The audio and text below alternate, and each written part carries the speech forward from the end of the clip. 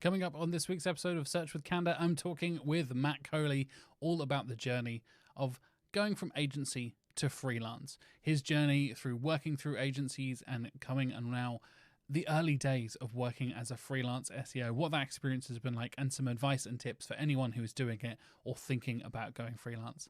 All of that and more coming up on this week's episode of Search with Candour.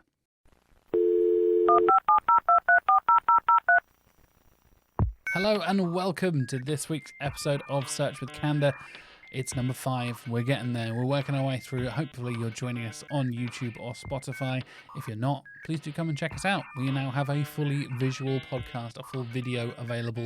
If you haven't checked out last week's episode, please do go and check out me and Mark talking about all the latest SEO news and kind of recapping the month of January that was for SEO. And I think we covered some pretty interesting stuff. Everything from SGE to the quality of Google search and actual studies behind that. There was a lot of discussion about data and studying and all that kind of stuff. So if you haven't checked out last week's episode, please do go and check that out. On this week's episode, my guest is Matt Kohli, who is making a return from his appearance at the Brighton SEO special from last year. Now a full episode with me and Matt talking all about his journey from working agency side to now working freelance. He's still in the early days, so there's a lot of good questions and good advice and tips for kind of getting yourself set up as a freelancer and starting from scratch and all that kind of stuff. Of course, before we get to my discussion with Matt, please do go and check out our sponsors, which are coming up right now. The first sponsor for this week's episode is Also Asked. You can go to alsoask.com and check out this fantastic and unique intent research tool. As we probably already know, search intent is at the core of everything we do as SEOs. Even if you're not directly working in content, understanding what your users are trying to achieve through their searches is still pretty important. I think we can all agree. On top of this, Google has told us that it takes up to 9 searches for users to complete their goals. This can be a pretty hard picture to capture, to be honest, with traditional keyword research tools. So what if you could get hold of up-to-the-minute questions that users have asked that have been clustered by intent by Google themselves? Well, that's exactly what Also Asked actually does. Also Asked mines and organizes Google's People Also Asked data in real time, showing you the next most likely question your searchers are going to ask. Best of all, it's completely free. You don't even need to create an account to try out Also Asked. Of course, if you do find it useful, there are paid options as well. We have the free, we have the light, and we have the pro options in terms of accounts that you can subscribe to. At the touch of a button from these accounts, you can download not only the questions people are asking, but also the answers Google has selected, the website URLs, and the titles that are ranking for those answers as well. Also Asked has the world's only API for People Also Asked data, meaning you can combine this data you're pulling from whatever questions you're asking directly into tools. You can combine it with things like ChatGPT to really supercharge your content briefs and transform the way you write content at scale. Go to alsoasked.com and check out this fantastic intent research tool. Our next sponsor is Core Updates. That is the latest newsletter from the one and only Mark Williams-Cook. You may know Mark from his unsolicited SEO tips and his appearances on this very show. He started this podcast, in fact, and is going to be my co-host every single month on our monthly news recap episodes. But if you just want a bit more Mark, you want all of his unsolicited SEO tips, get them actually solicited directly to your inbox every single week. You get the latest episode of this podcast. You get all of the latest SEO news and articles that Mark has selected and thinks are the things you should be paying attention to. All of that delivered to your inbox every single Monday. So if you want to get, like I said, Mark's usual recaps and stuff, it is one of the best places to go for the latest SEO news and pretty much what you can expect from the best in the industry when it comes to the articles and news that is going on, any updates from Google and all that kind of stuff. Go to coreupdates.com and sign up today to get SEO news, brand new episodes of this very podcast, and Mark's SEO tips delivered straight to your inbox. Coreupdates.com is the place to go. My guest for this week is actually making his return to the show since you were a guest on our Brighton SEO special late last year. Formerly off air, now full-time freelance, and that's pretty much the topic of this show. Welcome back, Matt Kohli. Thank you, Jack. It's really nice to be back. But yeah, as you said, I've made the transition into full-time freelance over the last few months, and it has been a hell of a journey. Yeah, like when we last spoke, you were still at Aero. That was, like I said, back in Brighton SEO, when we were kind of discussing quite a few different things. I think our conversation spun off in a few different ways, but we were talking about the advent of AI and the future of SEO and all that kind of stuff. I don't know. You and I then had a conversation off mic about, what plans are for future and all that kind of stuff, and that is kind of the topic for this show, right? I think we're going to talk about your transition away from agency work, and I think a lot of the middle ground kind of area that a lot of people kind of underestimate, right? Where you have that kind of transitional period, that part-time period, that communication with your employer and all that kind of stuff. So I think a lot of people have seen so many, funnily enough, Mark and I were talking about this in the studio earlier on, where so many people during COVID were like, I'm freelance. Like, actually, that means you lost your job. It's like, yeah, but I'm going to make it sound better on my CV or LinkedIn and say, hey, I'm freelance. And then they come crawling back to an agency like 2 months later because they didn't plan this. They didn't schedule this. They didn't go in with a thought plan and structure and all that kind of stuff. They were just winging it because of COVID. Yeah. But this is actually what we're going to talk about, how to plan this, your process so far, and kind of the journey you've been on over the last, year or so, I'd say. Am I being fair there? Yeah. I've been freelancing for the best part of a year. A lot of that time has been part-time, but yeah, I'm going to talk through kind of like my journey, like the steps I took to get here, and then like the revised steps I'd recommend, because they're definitely revised. In retrospect, there's things that I would have done, a bit differently. There's things that I, maybe wouldn't have done so early, but hopefully people that are listening, if you're in a position where you're looking to go freelance or you're just interested in hearing about what it's like, hopefully we can help you out with that. Yeah, I hope feel like a do as I say, not as I do, learn from my mistakes kind Definitely. of thing. Right? Cool. So let's kick off with kind of when was the seed kind of planted in your brain? Because folks who don't know, Mark and I have talked about Aero on the show before, a very well respected agency here in the UK, really renowned for a lot of the stuff you guys do there when talking about a lot of the reports and content that Aero were producing and all that kind of stuff. Like a pretty well renowned, winning UK search awards and all that kind of stuff as well. Like it's not like you were running away from a terrible agency that was crumbling around you or anything like that. So what was that kind of first thought process for you? Like, actually, this might be something I want to do, and kind of dipping your toes in and thinking about that initial thought.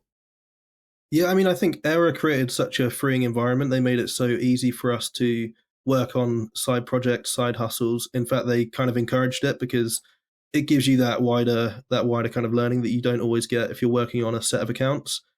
Building your own website, working on your own projects, sourcing and invoicing work independently.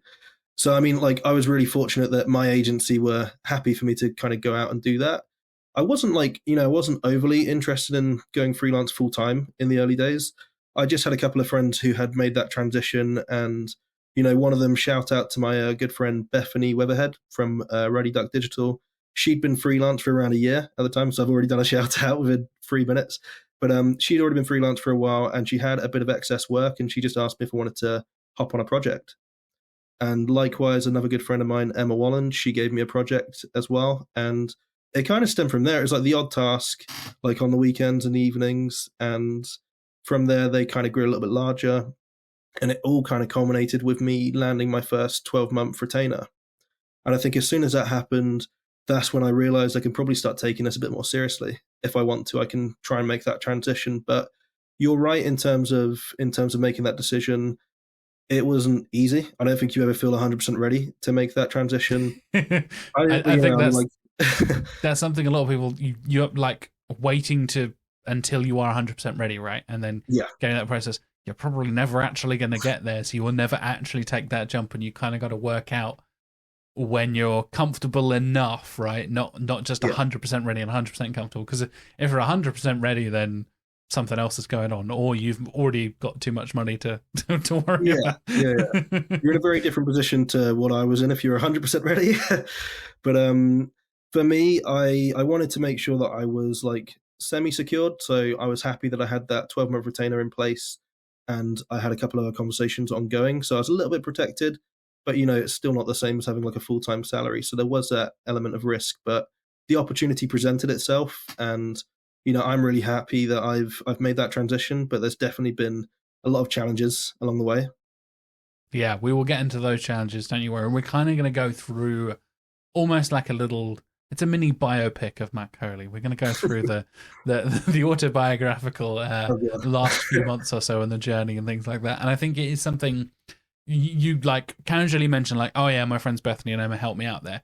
I think that is hugely important to, especially anybody who is thinking about doing it or has recently transitioned, is that element of networking. I think is even more important, right? And having a support group around you, whether that's like community like Women in Tech SEO or Neurodivergence in SEO, or the SEO community that Noah Lerner set up. Like there's so many different Slacks and groups, or just chatting to friends on Twitter or WhatsApp or whatever it is. Like having other people who have done this, who have experience with this, and who understand, oh mate, you really shouldn't do this thing, or make sure you do this thing, or don't forget to do this thing. Because I find when you take on a big thing, even if it's not professional, like I bought a house last year with my wife, and it's like, oh, there's loads of extra stuff that you don't even know exists until you're in the room with a solicitor, and they're like, by the way, this is the thing you need to worry about. You need to sign this and this and have this thing. I'm like, I didn't know I needed life insurance. Is that a thing? Like, I'm 32. I don't need life insurance. I'll be fine. Like, no, you do. You need to think about this. And I think when you make a big decision like that, there's so many little extra bits you might not know about. So having a support group, a friendship group, hopefully both, to kind of be there to support you through it, I think is hugely important, right? Just let alone in those early stages, but as you progress through it as well. Yeah, 100%. I think that was one of the biggest elements in getting me started, was having a really supportive network of people who were like happy to share their knowledge, their experiences, and also, give me advice on specific tasks. They weren't the kind of people that would turn around and say, that's going to cost X amount of my time. They've helped me out, and I'd like to, and I help them out when I can from time to time as well. And it just creates a really nice environment for you to kind of launch yourself, because if you are doing it independently, it's going to be quite tough because you are going in a little bit blind. Doesn't mean it's impossible at all. A lot of people can do that, but definitely try and reach out to people in your network who have been there and done that, I would say. Yeah, definitely. It's something I know a lot of my friends are freelance or have gone through the journey of either in-house to agency to freelance, or whatever combination of those three things that so many SEOs experience. And I find it terrifying personally. I am incredibly disorganized. I don't know if that's just my ADHD or just how I am. Like, I find it really difficult to even consider being my own account manager, being my own project manager, whatever it is. So I'm always fascinated by when you take that leap, and like you said, you take everything into your own hands, you understand like, oh, this is how much you need to charge for this thing. This is how long this is going to take me. This is all those, like I said, those extra bits you don't even think about, because in an agency, a lot of that stuff is already done for you when you come to your task list, or you're looking at your, task software or whatever the agency's using. You come to that process of like, oh yeah, I need to file my own tax returns. Now I need to do all this stuff. Like it suddenly then starts adding up, and you realize like the balance there. We're going to go into like pros and cons, right? But thinking about there's a lot more responsibility for you, but there's also so much more freedom to actually take on projects you previously wouldn't be able to do, and to be able to work how you want to work, be more flexible with your time, all this kind of stuff, right? I think there's a big kind of a discussion. You almost need to literally make like a table of pros and cons to kind of weigh it out, right? Yeah, I think that'd be a valuable idea. So good job. That's what we're going to be going for. I mean, I think, 100%. It's baffling how much non-SEO stuff you have to do in the early days when you're growing up. And I mean, I was told this as well by the people that have gone freelance, but I don't think you really appreciate it until you actually have to start connecting the dots. Like I had so much business admin. I think that took up probably about 80% of my time. And then the other 20% of the time that I was left with, that was when I actually had to do the real client delivery, task templates, and, SEO admin outside of like business insurance and all of that stuff. But that's the thing. I think that's why it's really important to try and get yourself a little action plan together before you step into it, because it can be very overwhelming. Yeah, definitely. I think that's a huge part of, like we said, not doing it spontaneously, not just leaping without any plan whatsoever. For me, I'm a big planner. I need to have a clear idea of what I'm doing next and what the kind of Yeah. thing is. So, what was that kind of process for you? What were the kind of first steps from? Okay, I'm doing some work. I'm still working at the agency full time. I'm still doing part time stuff. What was that kind of initial plan of weighing up the pros and cons and kind of thinking about that next transitional step? Yeah, I think it was really tricky at first because again, it's really overwhelming. I think I looked at roughly, what I was earning at that time. Money was a big motivator because we need to be able to pay for stuff, right? So I looked at what I was earning at the time and what I projected I could earn if I landed a couple of the projects I was in conversations for, and then alongside that, kind of what was important to me. I think this is one of the things that I've laid out in my checklist of steps that I'm going to share with everybody after this as well. But one of the main things that I would do is set clear priorities from the get go because it's so easy for everything to kind of get clouded by the technical side of things, by the work, by the conversations. But determining what's important to you as a freelancer is probably priority number one, I'd say. So for me, I wanted to have a bit more control over things. Like I'm so passionate about SEO, I'm really passionate, and I wanted to be in control of my processes, my delivery. I kind of just wanted it to be mine, which sounds a little bit selfish and greedy at the same time. But I mean, it was semi what I was doing at Era. I was the account lead and SEO lead for all of my clients, and I got to be in control of that strategy. But there's something different when it is something that you completely own and you're the last person as well. And that was the main motivator for me. Taking it up a little notch in that direction. But then outside of that, once I worked out roughly what the earnings could be, it looked pretty good as well. Like it's pretty promising at the moment out there. I'd say there's a lot of opportunity for people that are looking to get into the freelance space. On the flip side, you have got everything to manage, but yeah, it can be really good if things go well.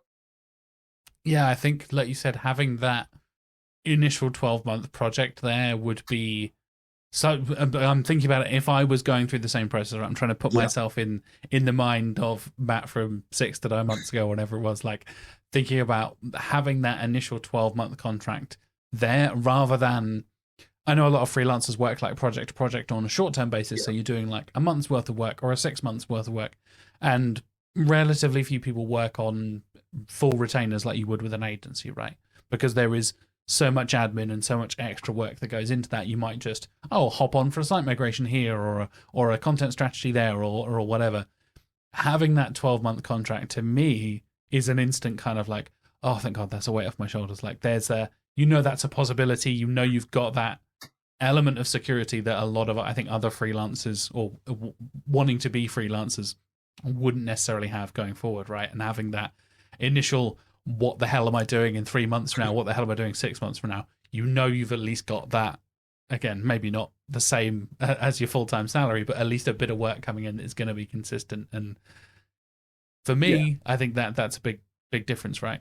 Yeah, yeah, definitely. I mean, that gave me a certain level of like stability, and it made it a fair bit less risky. Going out having nothing would have been really difficult.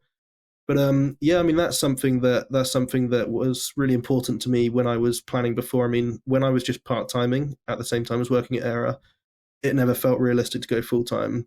It was only when I started having conversations about those long term contracts. And the reason I did that is because I knew deep down that if I could do that, then I could secure myself enough potentially to make the transition when I wanted to. So yeah, that definitely helped out. And then I mean, in terms of working project to project as well, that's probably the biggest type of work that I would say freelancers get that I've spoken to, and that I've been getting since going full time. But having that safety blanket of the full time project is really good as well. Like really lucky. Yeah, I think again, I think you did it in a smart way. We're having that transitional period between the part time of the freelancing and the full time of the agency because a lot of people see it as a very clean cut difference. And weirdly enough, I think a lot of people have actually dipped their toes. I've done a bit of freelance stuff every now and then. I'll help a Yeah, friend out or help a business I use regularly or whatever it is and just help out very, very lightly. And it's an element of like just dipping your toes in and see how you're feeling. And I've done enough to know that like, yeah, I'm probably not ready for this, or I'm not that kind of person who's going to be freelancing. But I know other people who have got the itch for it, right? Have suddenly dipped your toes in and been like, actually, I'm really, really enjoying this. And like you said, you can see not only the opportunity financially, but the opportunity for you to have that freedom and be more flexible. Like you said, take full ownership of your stuff, right? There's an element there. I think you described it as selfish, which I think is fair, but like I think there is an element there of like owning your own work and being responsible and accountable. I think accountability is such a huge thing in SEO that not enough of us talk about. There's a reason it's part of our values here at Candor, is that you want to be fully held accountable for both the good and the bad, right? Because there's a lot of bad SEO out there, folks. I don't know if you've ever noticed that. But when you're doing good work, you want to prove you're doing good work, right? Yeah, exactly. I mean, and I suppose that's the main thing. Like if you're confident in the work that you're delivering and, you're seeing really positive results, having great conversations with your clients, then that's potentially when it's the right time to give at least part-time freelance a go if it's something that you're looking to in the future. If, you don't feel like you're quite there yet, the conversations aren't that great and the progress hasn't been where you want it to be, then I would say just keep working at it. That's definitely one of the core components. Like, you need to make sure that you can deliver like a high quality service before you make that transition, because as you said, you're fully accountable and you will get found out essentially. Like, if you're not going to deliver good quality work, then, things will go down, you'll lose contracts, and things will change for you fairly quickly. Yeah, I think that is a big part of, if you don't have a safety net, if you don't have that support group and you are just winging it by yourself or purposefully doing bad SEO, you're using PBNs and buying links or whatever it is, like you're going to get found out, you're going to destroy your reputation and all that kind of stuff, right? So I think you're totally right that having that accountability allows you to then build up your own brand awareness, right? You now understand that, Matt has worked with these brands and we can trust him to work on this size of an account or this size of a particular campaign or whatever it is. Like, you're establishing yourself as the brand rather than establishing and contributing to the wider thing of an agency or an in-house brand. And you can make that your own, right? And I think this is something that's always kind of intrigued me and excited me about freelance stuff is, I mentioned like Candor values earlier, like having your brand values, having your company values be wholly defined by yourself. So if you are particularly politically minded or ecologically minded or whatever it is, like, you can decide to work with whatever companies you want and how you want to. You can position yourself however you want, which is something that's, really cool. And it's really unique as well. You don't get that in many other jobs. Yeah, I'm sure any viewers and listeners out there have worked in agency have been like, oh God, I've got to work in this industry. Oh no, I've got to work with... We've all had those clients. Yeah, exactly. Like, if you're in that fortunate position to be able to make the transition, then you're in complete control of the clients that you work with and, the kind of ways that you position yourself. And it's something that I haven't really, pushed into too much at the moment. Like, I've got my priorities at the core of what I do, but I haven't really, shortlisted a specific industry, because for me, one of my priorities is keeping things quite diverse. Like, I enjoy the challenge of, switching things up quite a lot. And we always had that at Era. We had clients in all kinds of industries at different sizes. And that's what I like. But yeah, you kind of get that choice when you go freelance, which is really cool. Yeah, I totally agree. I'm along your similar lines as well, where I prefer the diversity of a variety of different sites and different clients, and even like a variety of different CMSs, as silly as that sounds, like just being able to work on, this one's a WordPress site, this one's a Shopify, this is something I've never even heard of, but let's give it a go. Let's, everything's a learning. I mean, every CMS apart from OpenCart, that one gives me or Joomla. Joomla is a nightmare. Yeah. Another nightmare maker. But yeah, I think that is a really key thing, like being able to prioritize, and it's something I know I struggle with all the time when it comes to doing work and stuff, is being able to prioritize what's important for you, right? And so what was that journey like for you when you had kind of done the part-time stuff, had the kind of thought of like, maybe this might be an option? What's the next step in terms of prioritizing what's right for you and what the next goals are? Yeah, I suppose when you've got yourself into that position, you've been part-timing for a while with the freelance stuff, and you want to make that transition, you've got to kind of set out a few essentials. And the things that I did, like things that really helped me out and are helping me out now, I firstly assessed my financial runway needs. So, for those that don't know what that is, because I didn't know what that was before I did it, essentially it's just having a bit of capital reserve if there's a couple of quiet months. I've got some backup if things get a little bit quiet over the next. We've all got bills to pay, though, right? Yeah, well, this is the thing. It depends on how long you're able to part time before you go full time, and how much money you can put aside. But if you can put something aside, then it just gives you that little bit of cover. And also, before going full time, something that was really important to me was getting insurance coverage from, hearing horror stories from a number of different freelancers who had been in some tight positions before. And especially if you're working with companies around the world, because every country has a completely different legal system, and you can get tripped up a little bit. I have heard some horror stories of people not getting paid or not adhering to contracts and stuff, and from the other side, the client's not paying and the client's not dealing with proper contracts and stuff. Actually having proper business insurance and actual stuff that covers you is or can be an absolute game changer. Yeah, definitely. Yeah, exactly. I mean, I've got professional indemnity insurance at the moment, and I don't have like product cover because I got that when I bought all the kind of hardware that I use. But that's definitely one of my essentials. And then something else that's really important is setting up your kind of systems for managing your accounts and payments. So a lot of people use QuickBooks. I use Monzo Business. So what's really cool about Monzo Business is it automatically deducts the tax for you at the end of each month and puts it into tax pots. So that's something that's really cool. And you can also create invoices and payment links directly from the app. So if you've got something like that, then that speeds up that process massively, and it also makes sure that you're keeping on top of the amount that you kind of need to put aside. And then as well as that, I've got an accountant I work with who's been really helpful. She kind of gives you a bit of an insight into the things that you should be claiming back for, the things that you need to be putting money aside for, and all of that really exciting stuff. But that's really important. And you say like, oh, it was very exciting and stuff. You're totally right. It's not the exciting stuff, but it's really bloody important. Like that stuff I found with the podcast I do outside of Canada, Sequelizers, which is my film podcast. We incorporated and we're official a limited company and all this kind of stuff because we were making enough money through our Patreon and stuff that we were thinking like, oh, we should probably do this actually legally and not just have a random pot of money sat around. Not just exist. Yeah, exactly. And actually going through that process and thinking like, so how much tax do we need to pay? Like, what are the thresholds and all this kind of stuff? I'm pretty good with numbers. Like, it comes very naturally. I've got a degree in physics. I'm pretty good at maths and stuff. But what I'm not good at is jargon that doesn't make sense to me. And it was just layers and layers. Like, there was a whole table of stuff, and each column got more complicated as I went through. And I was like, I don't understand 9 out of 10 of these phrases. I need to sit down with somebody. And like you said, having software like that, we also use QuickBooks as like that option of, it will lay out this thing.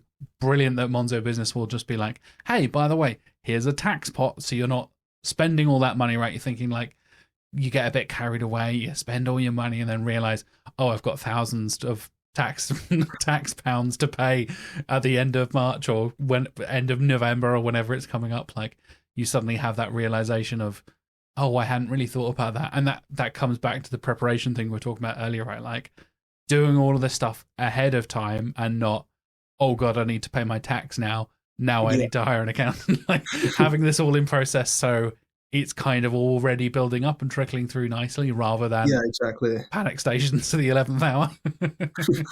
Yeah, 100%. That's the thing. I mean, it covers you when things get really busy if you do this all before like actual launch. And then something else that I did before going full time was I set up my website and a business email just to get all of that organized. Again, I think most people do that, but there's also a lot of people who I've spoken to that haven't done that until a bit further down. And it's just great to have something to send people to. I wouldn't really call it an organic lead magnet at the moment. I'm not really getting much traffic, but then I'm not really using it for that purpose. It's more just when I'm having a conversation with somebody, it's somewhere to send them so they can learn a bit more about me and what I do and, get in touch if they want to. Yeah, I think that is a huge thing. So many people think of, oh, I don't need a website unless it is a organic lead magnet. But that is so not true when you can have it as a portfolio, as an example of the case studies and companies you've worked with. laying out brand values, simple shit like that you can just have like, here you go, here's who I am, here's what I do, here are the companies I worked with, here's why you should work with me. If you want to work with me, here is the kind of things that I do. I specialize in technical and this kind of thing, whereas I specialize in content and this kind of thing. And understanding, just laying it out really simply, I think has way more value than, like you said, trying to really hone yourself into like, oh, I really need to rank for freelance SEO consultant Norwich or whatever it would be, like making sure you're ranking locally for all the kind of things. That's not even necessarily the way you should be approaching it.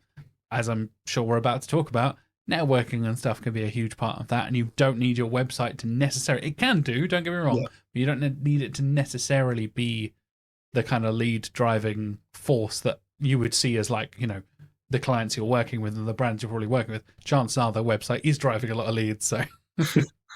Yeah, I mean, 100%. Like, my biggest kind of source of new opportunities has been through referrals.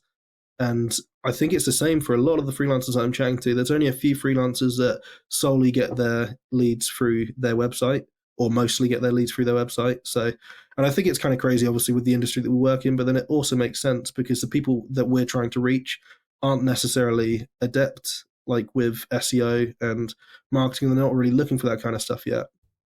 So it's one of those ones. I think something that I'm definitely going to be making a big push for in 2024 is to go to a lot more local business events so that I can meet people, introduce myself, and have those conversations. Because let's be honest, they're not going to be typing in, you know, local SEO consultant in Milton Keynes or London or anything like that. Yeah, I think especially with local stuff, that as much as we were talking about it before we started recording, right, the in-person element of it, where just having somebody who doesn't even know that they need SEO or needs something. My website's not doing something. I don't really know what it is. And actually, hi, I'm Matt. Nice to meet you. I know about websites. Like, just having that really initial conversation. And I think having those very initial kind of like startup companies, or, you know, companies that have been around for a long time but haven't fully transitioned into being digital and aren't fully aware of the options that are out there for SEO and PPC and all this kind of stuff. I think that is a brilliant way to get your foot in the door with some in-person marketing. Actual go old school and meet people in person and shake hands and kiss babies and all that kind of stuff. That is a big part of it, right? That is an underestimated part. I know, like, we're as much as we say post-COVID, I know you had COVID fairly recently, Matt, so I can't really say post-COVID, but which was fun. No, I mean, you're completely right. I think it's something that I think we all feel a little bit weirder about now after COVID, like going to things in person. I mean, and a lot of the time you don't actually have to. For a lot of the events, you'll be able to attend it virtually, or you can probably watch similar videos around the same topic, or you potentially think that you can reach the same people online because during COVID, a lot of people had to transition into digital. But I definitely think the case is that for local businesses especially, or for businesses that are in the early stages of their marketing journey, you know, one of the best places to meet them is going to be at the local business events. Yeah, I know.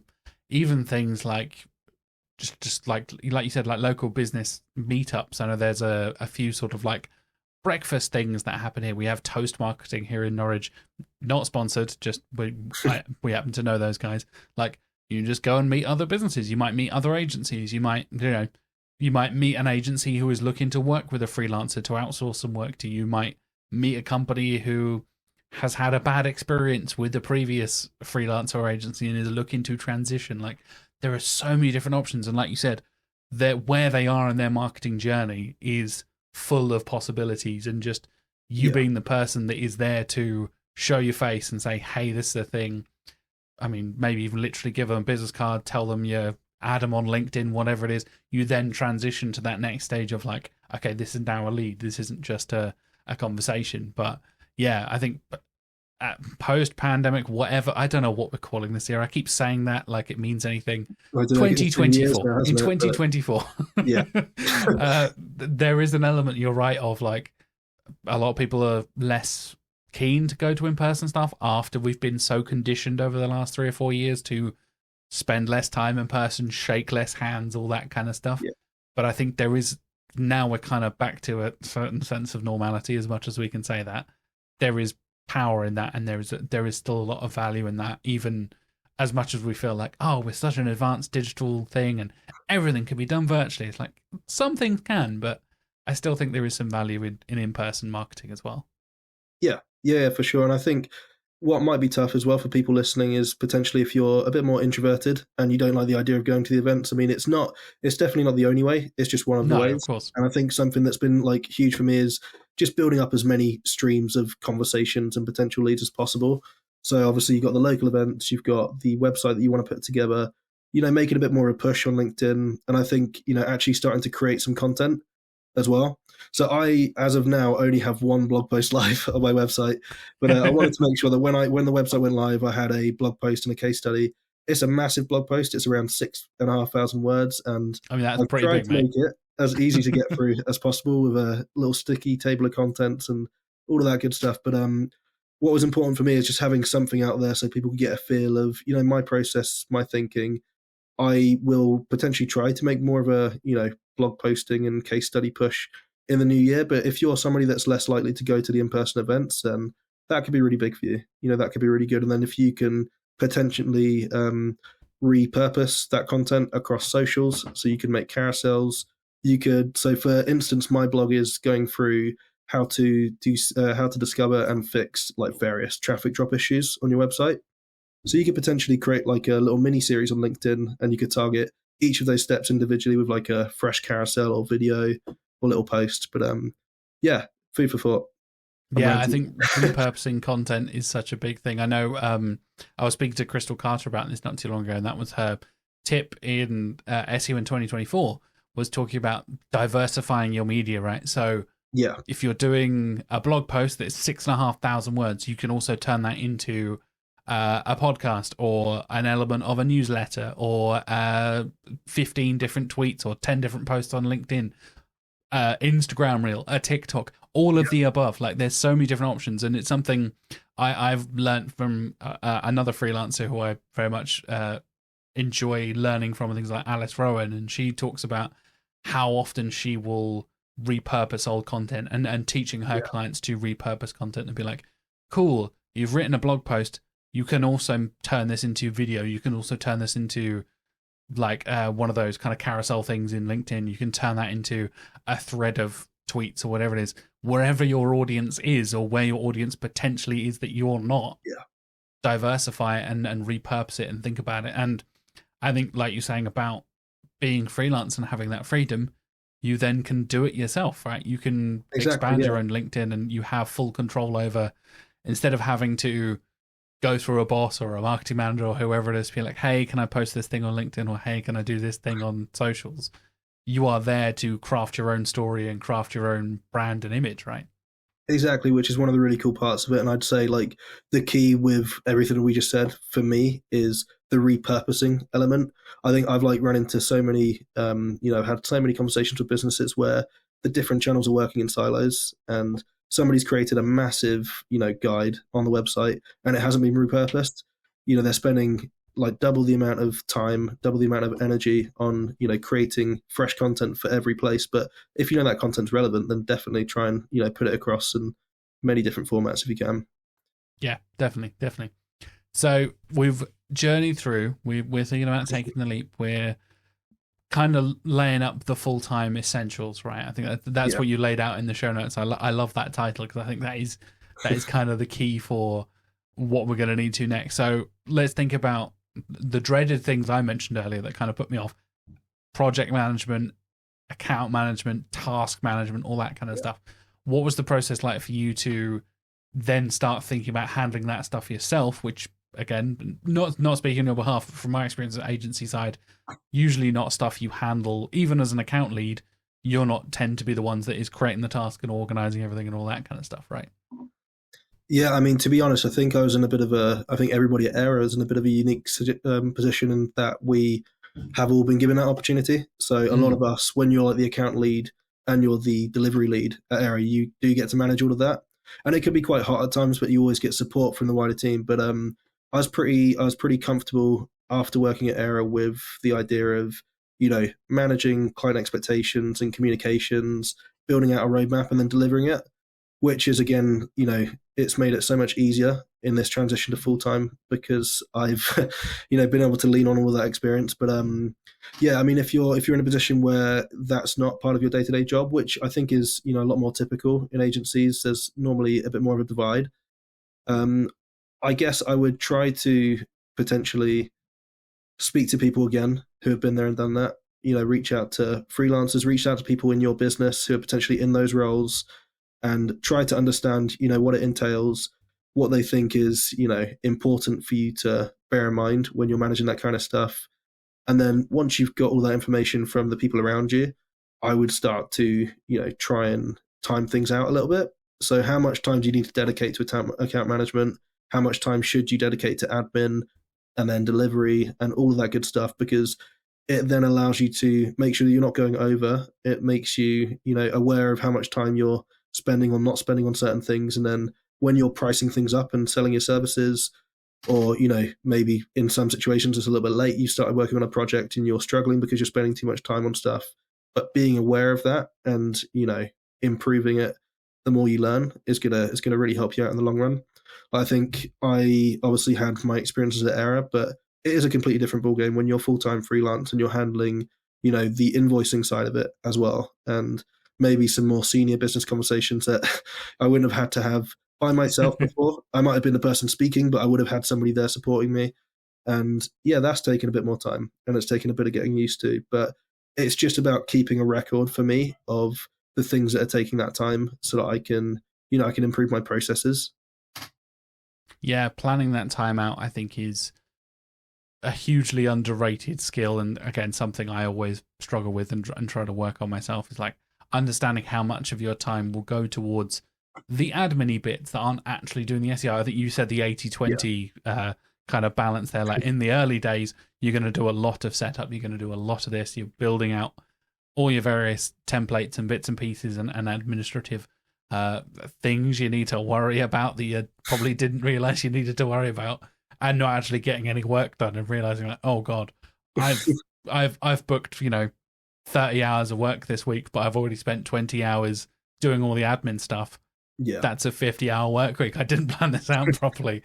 Did you find that experience of like being able to plan out ahead of time really helped kind of balance that? Because I'm sure it's not a perfect world.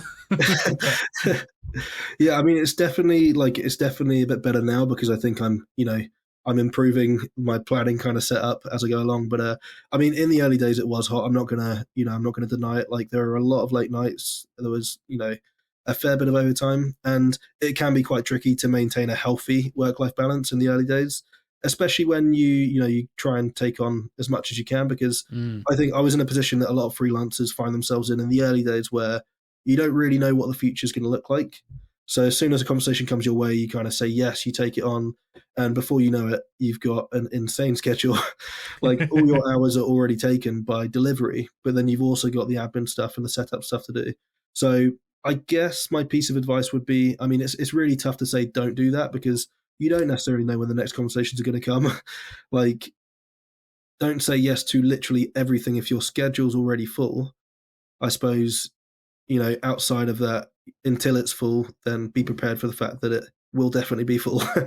Like that's something that you're going to have to kind of manage in the early days. But yeah, I think now that I've built the website, now that I've done all of the business admin stuff, and I've got the stuff, the non-SEO stuff, mostly out of the way, apart from some task templates, I'm able to plan with a bit more, accuracy.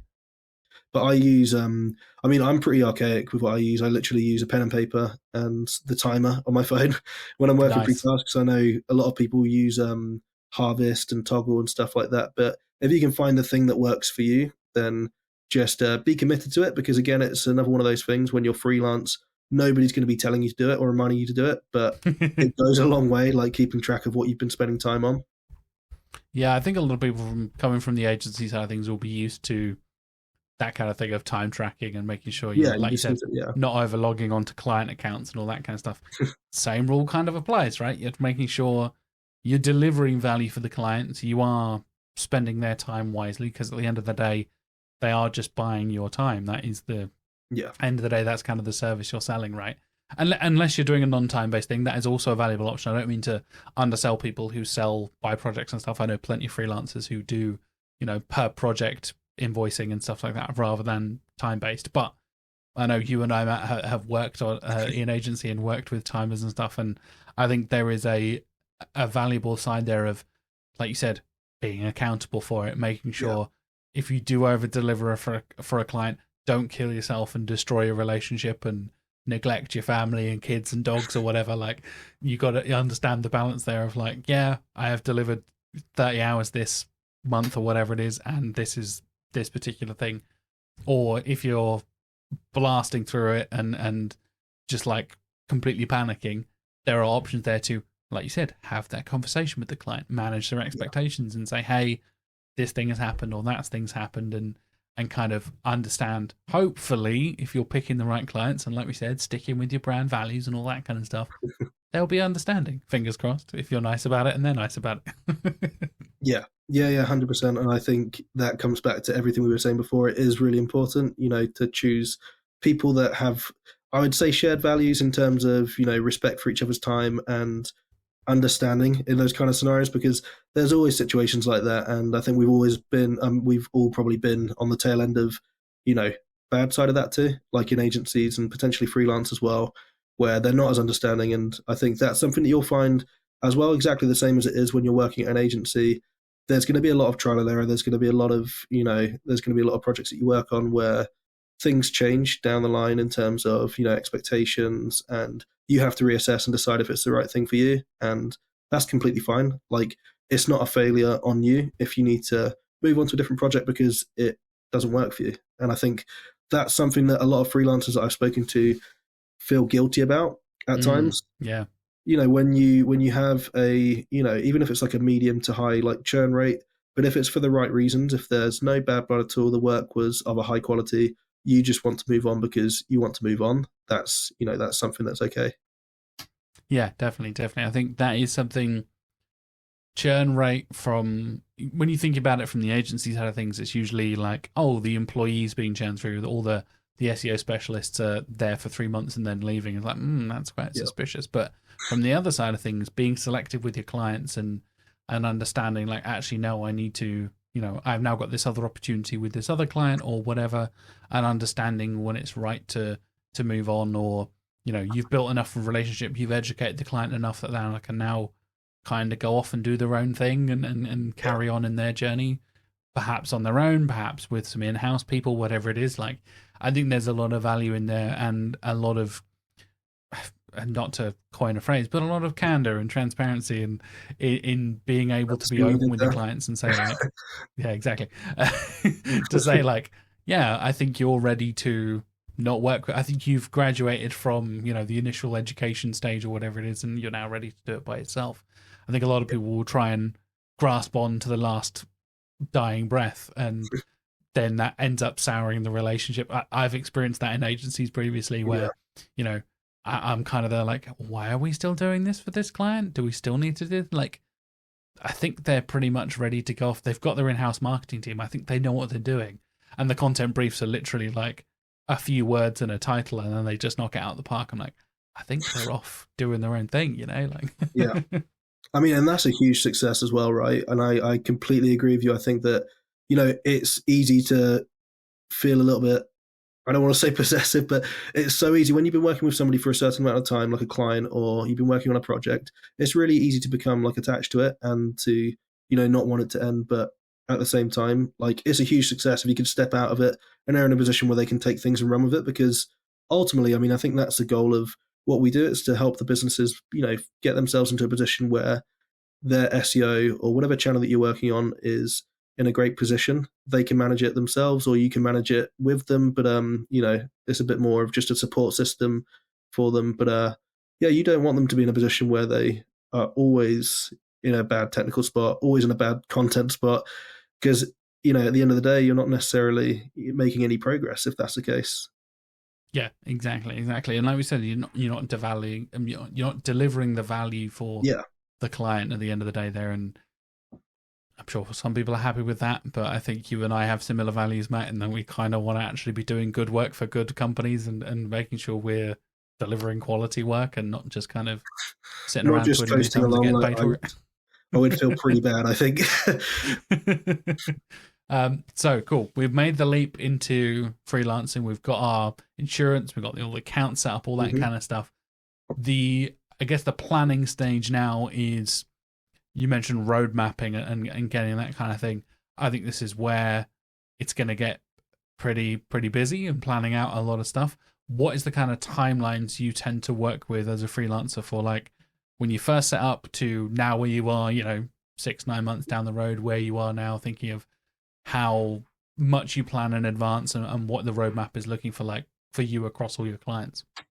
Yeah, I mean, to be honest, this is similar to how I approach strategies with my clients as well. So I would normally start off with a 3-month kind of roadmap with a list of kind of tasks and aims within that time. But I always keep it kind of flexible. So I said to myself, and I kept a note of it as well. I want to have X amount of clients. I want to be able to take a bit of time back every other Friday or something, which hasn't happened yet. So that one's being moved into the next plan. But you lay it out and you give yourself something to kind of work towards. But keeping it flexible also stops it from becoming a bit of a weight on your shoulders. Like sometimes you can really stress out if you haven't got the exact thing that you're working towards. And also new things come along. Like you might land a larger client, which takes more of your time and impacts the goals that you're working towards. Other things could happen. But I think having some kind of plan, some kind of roadmap is really valuable when it comes back to kind of holding yourself accountable again. Because for me, it doesn't massively stress me out because I've kept it quite open. But if I'm sat there on like a Thursday and I'm like, oh, it's weird, I've got a lot of time left this afternoon, maybe I should check my priorities and I should check my roadmap. I have a look at the roadmap and I'm like, okay, cool. Okay, I've got something to do this afternoon now because that will help me get one step closer to this thing. That's what I've been doing. And I'm just about to go into the second 3-month plan now. So I'll let you know how it goes. We'll check in again in 3 months and see how it's going. So what were your goals, Matthew? And let's go through that process and make it very formal. No. Yeah, I think that is 3 months is kind of a lot of the sweet spot for us in SEO in general, right? Whether you're freelance, in-house, agency, all that kind of stuff. I'm always hesitant to go either side really too far, because I think if you're promising results in the first month, you're probably not doing legit actual good work and not laying down a long-term foundation for growth. Yeah.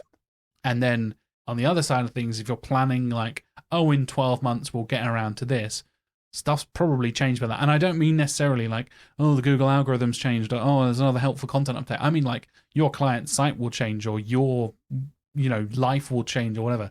I don't know about you, Matt. I am terrible at planning that far in advance. I know people are booking me and my wife in for like, oh, we're getting married in 2025. Are you available on the 15th of March? I'm like, I don't know. Probably. I don't know. I don't plan that. I'm not. Yeah. I don't know what I'm doing 18 months from now. Who knows? And I find that like same goes for work stuff, right? When I'm thinking about my goals in terms of, I'm fairly internal now. I work with a couple of clients here at Canada, but most of my stuff is now doing this podcast and working with our partners and our partnered companies and things like that. Plotting out like over the next 3 months, I want these guests on the podcast to do this thing. Same rules applies if you're working as a freelancer. I think having internal goals for yourself as well as the roadmaps for the clients and making sure they all line up, it's kind of similar to agency work in that way, but you've got the added internal side for, like you said, I want to be taking every Friday afternoon off or every other Friday afternoon off, or make sure when I work with this client we have this kind of conversation and this kind of thing. There's elements there of, again, that accountability and that responsibility of like, you got to plan your almost like personal work stuff, your internal work stuff, as well as the client-based stuff as well, right? Yeah, exactly. And I think that's the only thing that, makes sure that I do allow the time for the admin stuff and the non-SEO stuff, because, you chart out your client strategies and if you're like me, you create like a list of the tasks that you've got to work through. You might use Asana, you might use Trello, but that's one part of it. And if you're just looking at that, you could fill your days with client work and forget about the other stuff. But and also, forget what it is that you're actually working towards. And I think that it's been really helpful for me to remember, because it has been quite busy and my head's been down a lot, but looking up occasionally and seeing that reminds me. And yeah, it's been helpful. But yeah, coming back to the amount of like the timeline for strategies, I've definitely fallen the trap of setting 12-month strategies in the past. Like in the early days of my career, when I was, very new to it, I would have these conversations. We'd look at, every single thing they could do over the year. And the issue was, it would just never pan out like that. You'd get a couple of months in, and exactly like you say, it might not be the algorithm changes. It might not be personal changes. In fact, it's probably everything. Like everything's constantly moving. Like it's like a, living, breathing account. And if, you plan that far ahead, it could be to your detriment. With 3 months, I've always found that whatever changes happen in that time, that's knowledge that you can take with you to create the next 3-month plan. Like it's really tough. I mean, imagine trying to keep like an account of everything that's happened across a full year and then planning like a whole other year when you really have no idea what's going to happen. Yeah, I think it's the kind of a sweet spot where you get enough planning and strategy ahead of time, but also enough wiggle room to be flexible and shift things around and say, oh, well, in the next 6 weeks, we can actually think about pivoting this way. The business has changed for the client, or the times of products and services they're offering have changed. And you can then be a bit more agile and be a bit more flexible in that way and be like, okay, cool. Well, let's finish off this campaign, but once that's finished, we can then start thinking about moving towards this thing or doing this thing instead. And I think I found, again, from agency side, I have very, very little experience freelance, but having that option to plan ahead a bit and have a rough idea of what the next 3 months, maybe have a very, very penciled in rough idea of 6 months or something like that. Just that next 3 month sprint and having an idea of that, but having the flexibility to say, actually, yeah, this has changed, let's do this instead, let's shift this priority here, all this kind of stuff. Because I know, working with brand new clients who have never really worked with SEO professionals before, whether they've worked agencies or freelance consultants or whatever it is, you have that initial lots of fixes, right? You're doing a lot of auditing, you're doing a lot of technical stuff, and then down the line, say, come from there. Yeah, exactly. Yeah. 12 months later, you're thinking about like, actually, we're in a regular flow of content production or link building or whatever it is, like whatever their priorities might be. Chances are you're not just doing a technical audit every month for the next 6 months, or doing a content audit for the next 9 months, or whatever it is. And understanding that kind of flow and process, I think, is hugely important to planning out those long-term goals, and then, but also keeping yourself realistic in the short term as well. Yeah, 100%. I mean, that's huge in agencies and freelance, and it's something that I would definitely recommend to people going freelance as well, because it really helps you set the expectations with your clients. Because if they have an idea of where you're going to be in 12 months and it is completely different, sometimes it can seem a bit misleading. But if you're transparent from the get-go and you explain to them that normally first few months foundation building, we're building our understanding of the business and the website, and then with those learnings we can set a clearer roadmap, then I've always found that sets me up for a much better situation. Yeah, cool. So let's wrap things up with where you are now and what you would kind of lay out as the mistakes along the way, right? The learning process you've been through. What would be, if somebody, say I am thinking about leaving Canada, I'm not, if anybody in Canada is listening, for the record. Official. Yeah. I've said it on the podcast, it's official, that's how that works. Say I'm thinking about it, I'm thinking about going freelance. What would be the kind of main piece of advice you would give to me that you wish you had had when younger Matt was doing it late last year? Yeah. I mean, I've got the kind of steps that I went through, but in terms of like the things that I would avoid, like if I had to think of a couple of stuff, like one of the big ones would be to not just create task templates on their own. Wait until you do that task for the first time. I know that sounds really specific, but it can be a massive time drain. Like if you're sat there and you're like, okay, cool, I'm going to spend this week creating my task templates, going to do a technical audit, content audit, internal linking review, all of that stuff. it can take up a massive amount of time. And if you just wait until A you do week that of task, task templates is my idea of hell. That yeah, sounds yeah. I mean, it horrifying. is like an absolute nightmare, and it's not something that I did, but I definitely I started with the idea of, dedicating some time to creating those templates. And when I dug into it, I was like, I can't do it like this. This is taking up way too much time. So that's one thing. Create your task templates as you go along when you do that task for the first time. Um, Keep notes of everything. So like keep notes of the things that are, going well for you. Keep notes of the things that haven't worked out in the way that you expected. So I suppose to give you like kind of like a worked example, I thought that um, organizing everything using a time tracking system like Toggle would be good for me.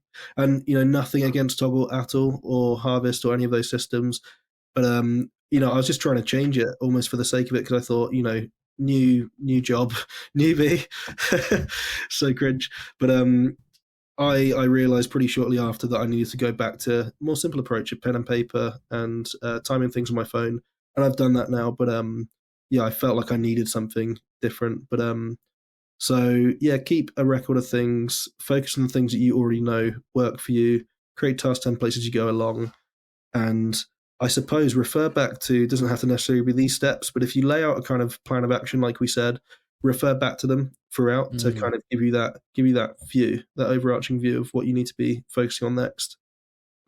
Yeah, like we're saying about looking too far forward, there's value in looking back as well, right? I think so many people, especially, again, not to talk bad about freelance, but some of these like freelance hustle bro niche site, 0 to 60 million clicks in 6 months, dickheads on Twitter are doing this kind of thing. And then it's, oh, you can't look back. You got to look forward. You got to focus on the future and all that kind of stuff. Like, actually, maybe you should look back at like what worked and what didn't work. And like you said, taking notes for everything. I know that's something I've been trying to be better at over the last couple of years of my career, is like actually making a note during meetings rather than just relying on like, oh, I'll remember that. Don't worry about it. Like, yeah, whatever. Actually having, like you said before we start recording, old school pen and paper, right? Like actually, maybe it's a Google Doc, maybe it's a little notes thing, maybe it's pages on your Mac, or maybe it's literally an old battered moleskin in your backpack, whatever it is. Like whatever you need to keep a record of stuff and look back and say, oh yeah, we did have that conversation. Oh yeah, the client say I did do this thing really well, or this thing didn't work out, or it worked but they want to pivot, or whatever it is. Like stuff you just might forget is so worth keeping track of. And like at the end of that 3-month initial plan, looking back through that progress and evaluating, I mean, it's something probably a lot of people could do, including myself, better in our personal lives, let alone in professional lives. But yeah, having that plan, I think, is hugely important, and keeping track of everything, looking back whilst also looking forward and planning. And I mean, at the end of the day, if we're in SEO, it's all about data-driven decisions, right? We all want to have that strategy based on the experience and the data we've seen so far. You don't want to be like, yeah, I guess we should probably branch off into this new topic because why not? Like, actually, no, let's have a look at the data. Have a look at what's worked and what hasn't worked, and why we're suggesting that in the strategy. There's like a few ways that you can do it as well. I mean, so I do it in such a long-winded way because I write it on physical pen and paper. I then scan it onto my computer. And come on, mate. I know. How weird is that? Pick one or the other. Come on. I know. I need to make my mind up, to be honest. But let's say you're a normal person and you do it on Google Docs or something. At the end of like a period of like, I don't know, a month or 2 months, maybe even, like I would literally copy and paste all of those notes into ChatGPT. It's an interesting AI case. But then I'd get it to summarize like the main kind of points, and I would potentially even have a conversation with that information. I would say, okay, what was that thing that I did on that day that I struggled with? Or, what's an overarching theme from these notes? Because again, it can be really difficult if you're like me and you take messy notes. I've got like notes on all kinds of bits of paper, which is bad. But once I scan it on, they're all, it's still kind of disorganized until you do something like that, and it can make it a little bit less daunting looking through stuff.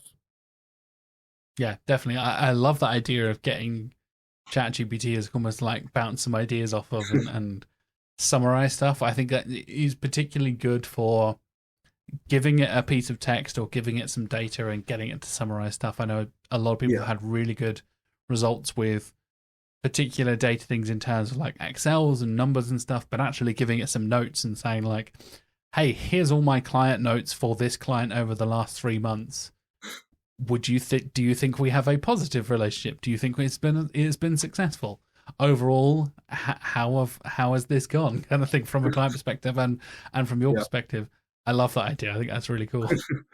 Yeah, give it a try, man. Give it a try. I mean, one thing there's always a risk, obviously, with ChatGPT and all the other platforms is hallucinations. But I think when it's your experiences and your knowledge, it's normally a bit easier to spot the hallucinations. I haven't really seen it much with my notes because there aren't mountains of notes. But yeah, just a pre-warning: if it starts telling you that you did something wrong on a random day and you haven't remembered it and you can't remember it, then look back and double check. Always double check for hallucinations. That's another key takeaway from this episode. I think it's something I'm going to be saying a lot in 2024 throughout the podcast. Awesome. Well, if the listeners and viewers do want to follow you, Matt, whether that's LinkedIn or your website or any of that kind of stuff, where can they find you across the internet? Yeah, so on LinkedIn, it's just Matt Kohli, which is Kohli. And then my website is matt-kohli.com. But yeah, so I mean, I'm pretty interested in all things digital. If you want to work with me, then you can reach out. If you want to just have a conversation, then, reach out as well. I'm always happy to bounce ideas. Awesome. Links for both those things will be in the show notes for the podcast and the description for YouTube as well. So listeners, viewers, go and check them out down below and go and follow Matt because he's awesome. Thanks so much for coming, Matt. It's been a pleasure to actually have a proper conversation with you outside of the podcast. That's like not just a little quick thing in Brighton, actually having a full chat with you for a full hour. It's been really, really great. Yeah, definitely. It's been great to be on. Cheers.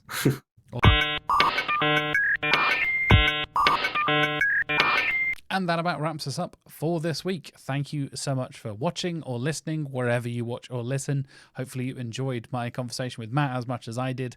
Thank you, Matt, for coming on the show and being a really interesting kind of discussion about the journey from working in agencies and a kind of shift we're seeing a lot with a lot of people, and something I'll be talking about in a few weeks when I have Hannah Butcher on the show is the interesting career paths that we take as SEOs.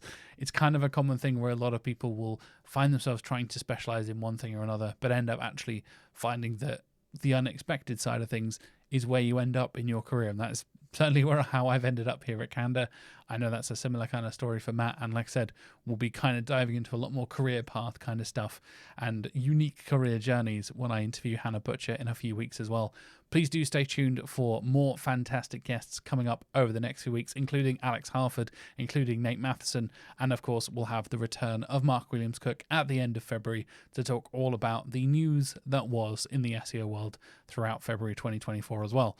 So, like I said, stay tuned for all of that coming up over the next couple of months.